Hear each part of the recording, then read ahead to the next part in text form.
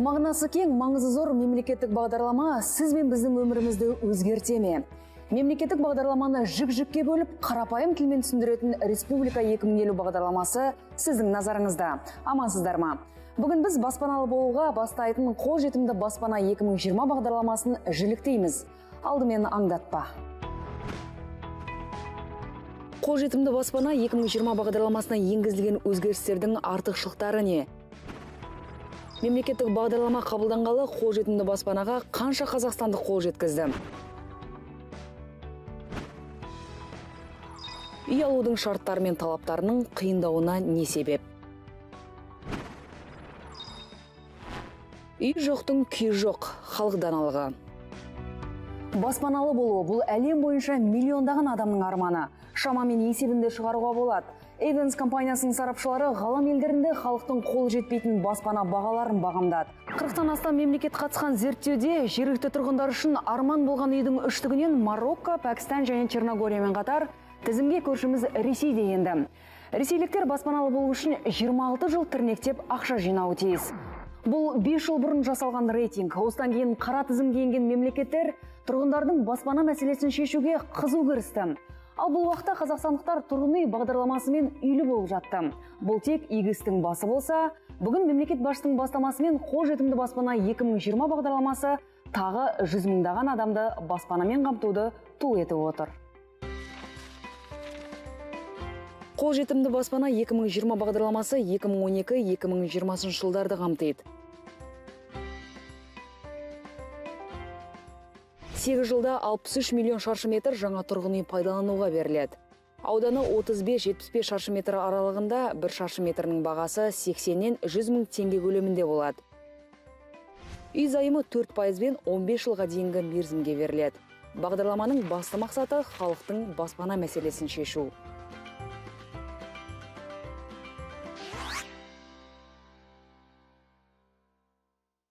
Осы бағдарлама бойынша банктың жұмыс істейтін 3 группасы бар. Біріншісі жаңағы жергілікті атқарушы органдарында тұрған, тізімінде тұрған кісілер.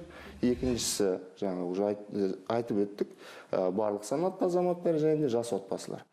Бірінші топқа қарасақ, бірінші топтағы кісілер барлық санатты азаматтарға бөлінген пәтерлердің тең жартысын, яғни 50%-ын сол кісілерге беріледі. Бірақ іріктеу жүйесін бұл жерде банк емес, жергілікті атқару органы жұмыс жасайды.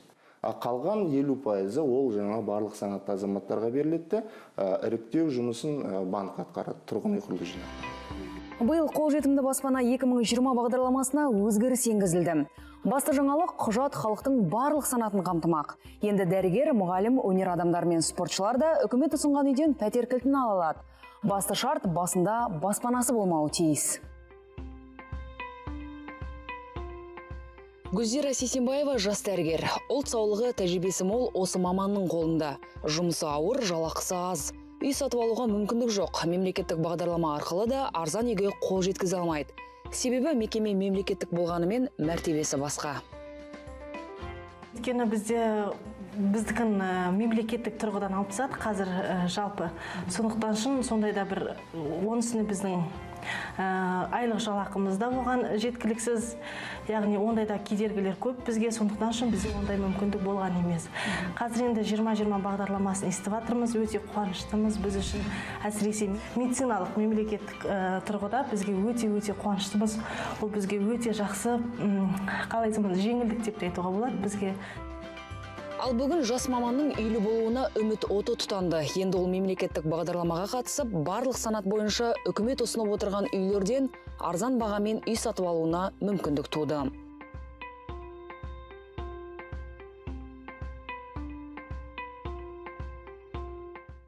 Қолжетімді баспана 2020 бағдарламасының тағы бір артықшылығы жас отбасыларға басымдылық беріліп отыр.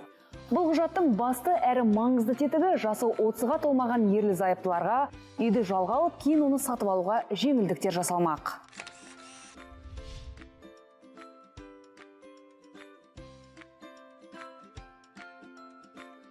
Әр жас отбасы үйлі болуды армандайды. Сондай жандардың бірі Жанар мен Нұржан. Бір-бірін сүйді, қосылды, әне-міне сәбиде сүйгелі отыр. Ендігі мақсат жеке баспанаға қол жеткізу.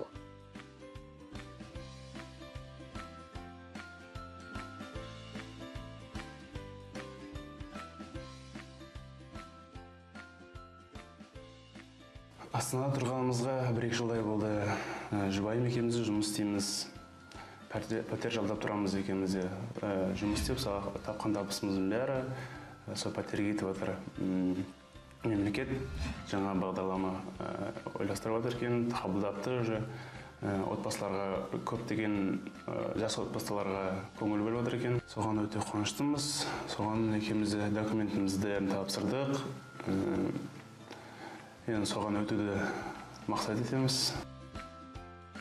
Үйлі болуға үміттерін үкілеген Өмірзақовтар отбасы құжаттарын тапсырып та қойды. Жас отбасы қолжетімді баспана 2020 бағдарламасымен баспаналы болатынына сенімді.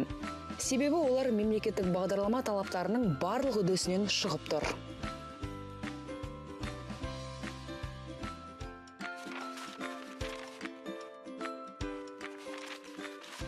Жас отбасыларға қойылар басты талап. Ерлі зайыптылардың екеуінің де жасы 29-дан аспауы. Некеге тұрғанына кем дегенде 2 жыл толуы. Ерлі зайыптылардың басқа баспаналарының болмауы. Осы мақсатта 2014-2020 жылдар аралығында мемлекет қазынасынан жыл сайын 20 миллиард теңгеден бөлінбек. Жас отбасыларға арналған бағыт бойынша былтырғы жылы 10 миллиард теңге бөлінді. Ол жаңағы ақшаға 200-434 пәтер берілді. Төртінші сыныпты үйлер ол енді 15 шаршы метр ғана болу керек бір кісі басы, ал үшінші класста ол 18 шаршы метр бір кісі басына. Айырмашылығы тағы да жаңағы үйдің бөлменің биіктігі, жаңағы одан кейін жаңағы ішіндегі нелер жаңағы қолданатын материалдары, мысалы линолеум 4 класста, 3 класста ламинат болуға тиіс. Тұрғын үй құрылыс жинақ банкі арқылы жалдамалы үй алудың және кейін оны меншіктеудің талаптарына тоқталсақ. Бағдарламаға қатысушы жас отбасы банкте 8,5 жыл, яғни келісімшарт бойынша ай сайын 28.620 теңге салым ретінде жинақтауы тиіс. Аумағы 60 шаршы метрдің құны 5.400.000 теңге. Кейін үйді сатып алу үшін банк тарапынан 4%-бен 15 жылға тұрғын үй займы беріледі. Бағдарламаға қатысушы жас отбасы ай сайын 18.900 теңгеден 15 жылда жалдап тұрған пәтерін жекеменшігіне өткізе алады. Сол үйдің бағасына орай банк ай сайынғы салымды санап береді. Сол ай сайынғы салымның 6 еселенген сомасын жаңа кепілдік ретінде ол кісілер салымына салу керек. Салғаннан соң сол жаңа жоғарыдағыдай жоба ретінде, жүйе ретінде ол кісілер сол жерде тұра тұрып ай сайын ақшаны жинап, 8 жыл өткеннен соң қалған жарты ақшасын банктен несие 4%-бен ала отырып, ол үйді сатып алады.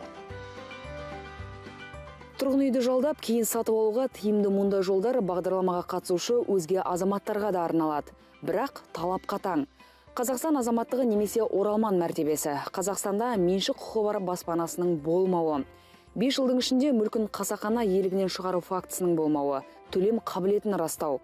Соңғы 2 жыл бойы Астана мен Алматы қалаларында тіркеуде болу.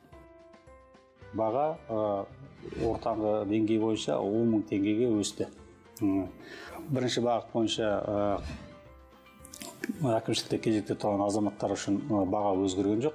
Совет қалды, ол өңірлер бойынша 80.000 теңге бір шаршы метрі, Астана мен Алматы қаласы 120.000 теңге Совет қалды. Демек, халықтың барлық санаты бұдан былай сапалы әрі шарты оңайтылған несие беру жүйесі арқылы нарық бағасына қарағанда арзанырақ үйге қол жеткізбек. Қолжетімді баспана 2020 мемлекеттік бағдарламасының басты басымдылығы осыда болса керек. 2,5 мың отбасы, жас отбасылар үй алды деп айтып отырсыз. Оның ішінде жаңағы кемінде 4 адам деп санасаңыз, ол енді 10 мың адам қазір үйге кіріп отыр. Олар жаңағы бірден жаңағы үйді алып, қатысып, бағдарлама қатысып, ақша жинамай үйге кіріп, енді 8 жылдың ішінде жаңағы 50%-ын ептеп отырып жас отбасы жинайды.